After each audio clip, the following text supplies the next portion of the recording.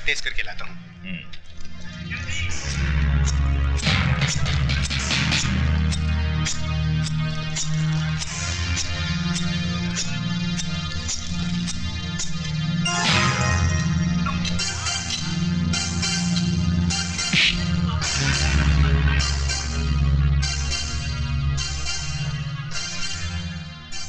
त्रिकाल सेठ के पेपर्स कहाँ है हीरालाल?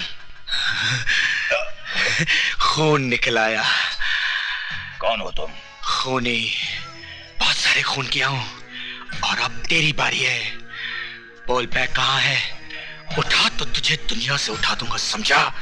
बैग कहाँ है? ये राज तो तुम्हारे बाप नहीं उगलवा सके। तुम तो उनकी नाजायज औलाद हो।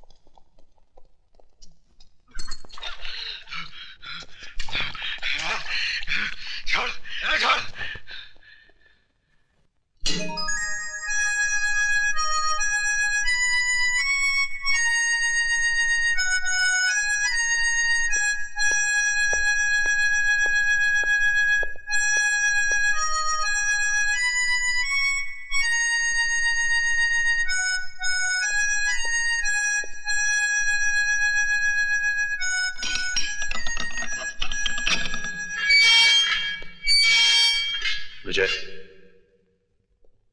तुमसे कोई मिलने आया है।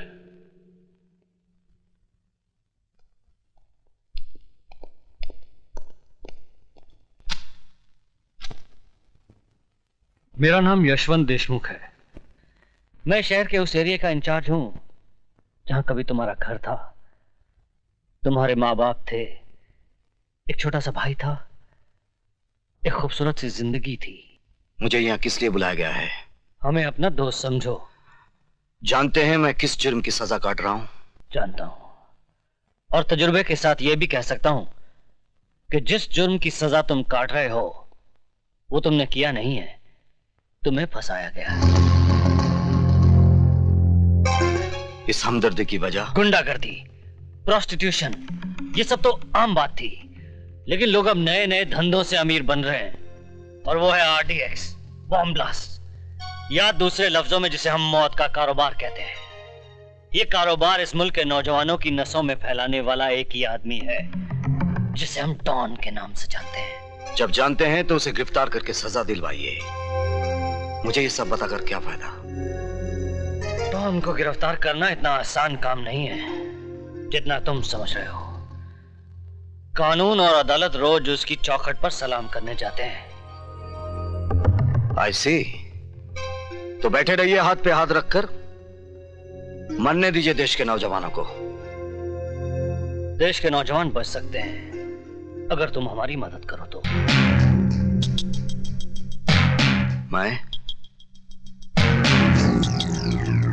मैं क्या कर सकता हूं?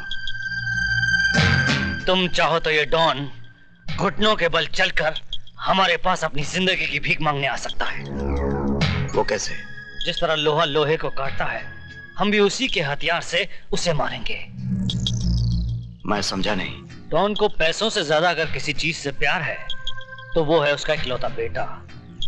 अगर हम किसी तरह से उसके बेटे को किडनैप कर लें तो हम डॉन को उसके गुनाह कबूल करने पर मजबूर कर सकते हैं। शाबाश। तो अब पुलिस वाले गुंडों का काम करेंगे। ये काम पुलिस नहीं करेगी, तुम करोगे। किसी को कानो कान खबर नहीं होगी कि कब एक कैदी जेल से निकला, डॉन के बेटे को किडनैप किया और पुलिस के हवाले कर दिया। यह गलतफहमी आपको कैसे हुई कि यह गुनाह मैं करूंगा? यह गुनाह तुम्हारे उस गुनाह के दाग को मिटा देगा जो तुमने कभी किया ही नहीं है। देखो विजय, अगर तुम पुलिस का साथ दोगे तो हम तुम्हारी बाकी की सजा भी माफ करवा देंगे।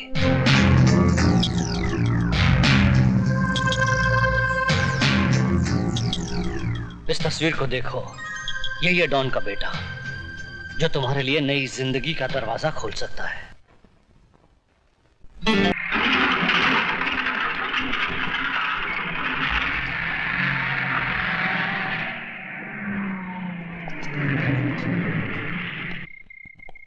चलो जल्दी राशन उतारो। हाँ,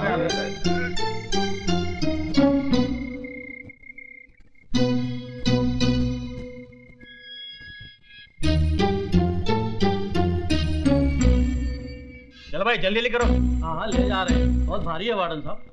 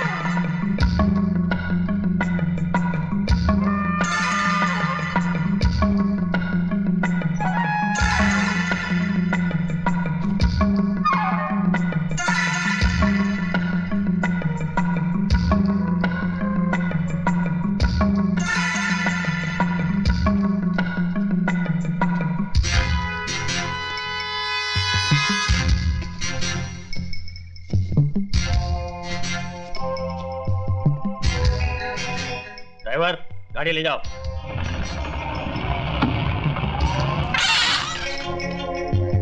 रुको। क्यों, सारा सामान उतर गया? उतर गया साहब।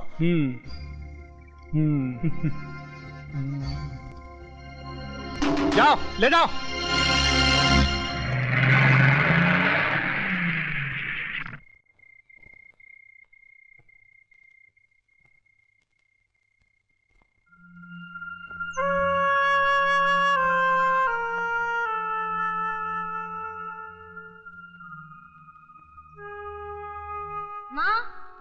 जल्दी से निकाल दे। बेटा तू खुद ही निकाल ले, मैं खाना बना रही हूँ। ठीक है माँ।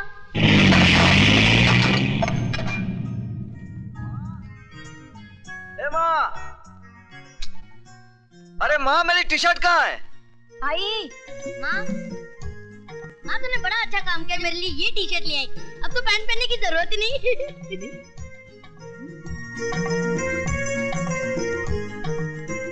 आई जरा इधर आओ, ये देख, इसे देख जरा, देख तो। ए, तूने मेरी टी शर्ट क्यों पहन रखी है? ये मेरी है। ए, चल उतार, चल उतार। मत करो, इस वक्त तुम्हारी इज्जत मेरे हाथ में है।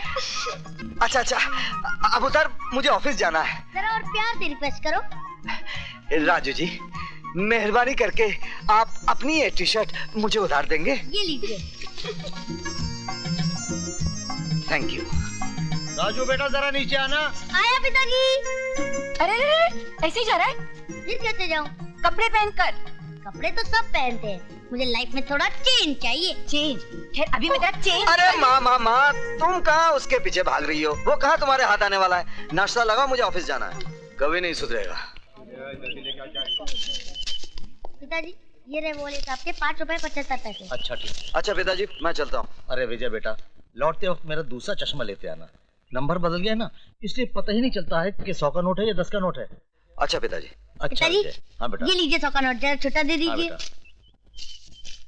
अबे ये 100 का नोट है कि 10 का है? पिताजी अभी तो आप कह रहे थे कि आपको पता नहीं चलता कि कितने का नोट है। बेटे लेकिन हमें तुम्हारी औकात का तो पता है, क्योंकि तुम्हारे पास 100 का नोट हो ही नहीं सकता। अच्छा पिताजी, मैं चलता अच्छा हूँ। बेटे।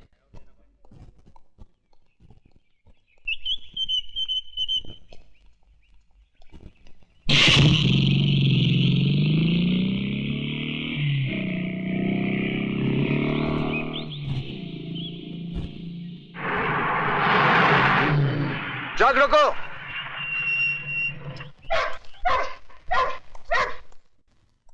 आज तो सिर्फ 3 ट्रक जाने वाले थे, ये 5 ट्रक किसकी मर्जी से जा रहे हैं? सेठ त्रिकाल की मर्जी से। मिस्टर पांडे, ये फैक्ट्री त्रिकाल सेठ की जरूर है, लेकिन यहां से गोला बारूद बगैर मेरी मर्जी के बाहर नहीं जा सकता, क्योंकि भारत सरकार की तरफ से यहां का निगरान मैं हूं। तुम मिडिल क्लास के लोग सरकार को हर वक्त सर पे सवार क्यों रखते हो? ये लो और अपनी सरकार खुद बनो।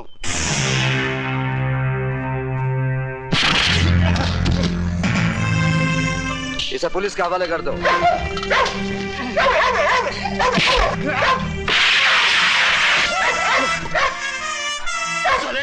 तूने मुझ पर हाथ उठाया, तुझे से उठा दूंगा।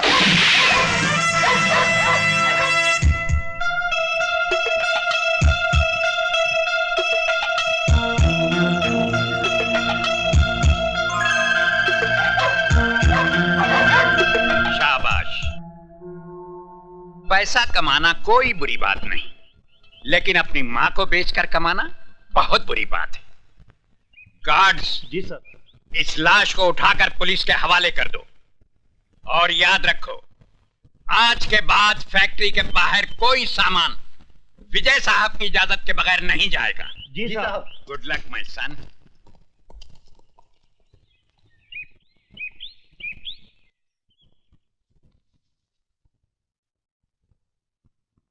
सर, आपने अपने इतने पुराने साथी पांडे को मार दिया? जब एक घर के जलने से पूरा गांव बचता हो तो उस घर को जला देना चाहिए, वरना याद रखो उस घर के साथ हम तुम भी जल जाएंगे।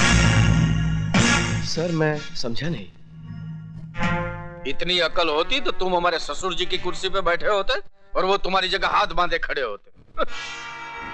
Sorry sir. ऊपर वाला भी अपनी फैक्ट्री में ऐसे इंसान कभी कभी बनाता है जिनको डायबिटीज, ब्लड प्रेशर, कैंसर के बजाय वफादारी, ईमानदारी, ये टूट जाएंगे मगर झुकेंगे नहीं। इसलिए जब तक विजय श्रीवास्तव ड्यूटी पर है, आरडीएक्स की सप्लाई बाहर नहीं जानी चाहिए।